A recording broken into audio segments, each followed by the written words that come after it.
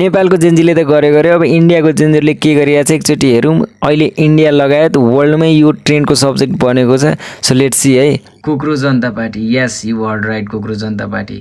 अब तपाईँले भन्नुहुन्छ यो के हो भनेर। अब तपाईँले यो हाँसोलाग्दो कुरा यहाँ हेर्नुहोस् है। पहिला यो तपाईँले यसमा जोइन हुनको लागि अनइम्प्लोइमेन्ट हुनु पऱ्यो, लेजी हुनु पऱ्यो, क्रोनोलिकली अनलाइन हुनु पऱ्यो र क्यान्डिडेट प्रोफेसनली अर्थात् यो सार्प अनेस्ट हुनु पऱ्यो। अब यसको हाँसोलाग्दो कुरा यो छ, तपाईँसँग यो भइसकेपछि तपाईँ यहाँ इलिजिबल हुन सक्नुहुन्छ र तपाईँले यहाँनिर यो कुराहरू छ भने तपाईँले यहाँनिर आफ्नो फोन नम्बर राखेर तपाईँ यो पार्टीमा जोइन पनि हुन सक्नुहुन्छ। र यसको जुन अनर भनेको यो अभिजित दिप्की होइन। मेन कुरा अब तपाईँले यो क्रेजी थिङ्स हेर्नु, यो 21 यहाँ हेर्नुहोस् 21.4 मिलियन फलोवर छ यो। र यो तपाईँले यो 2 देखि 4 दिनमा बनेको यो फलोवर्स हो। र यत्रो फलोवर्स 2 देखि 4 दिनमा बन्यो। र यसको सुरुवात कसरी भयो भने यो जुन मान्छे छ यो जो चिफ जस्टिस सूर्यकान्त हो यसको नाम चाहिँ।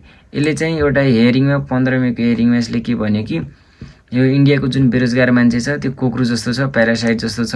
अनि यो कुरा सुनेर यसलाई चाहिँ हर्ट भयो र यसले चाहिँ मिम आज त्यो हल्का यतिकै खोलिदियो र केही दिनमै लगभग 3 देखि 4 दिनमा यो 21.4 मिलियन फलोवर भइसक्यो। सो अब लेट्स सी के हुन्छ, अब यसको फ्युचर के छ अगाडि हेरौँ। यहाँ छ तपाईँको यसको डिफ्रेन्ट कुराहरू पनि छ, कसरी स्टार्ट भएर यताउति भयो भनेर। र यसको त्यो पनि छ के भन्छ तपाईँ वेबसाइट पनि छ, तपाईँ गएर यसको मेनिफेस्टोहरू सबै हेर्न सक्नुहुन्छ। सो अब के हुन्छ अब हेर्दै जाऊँ है।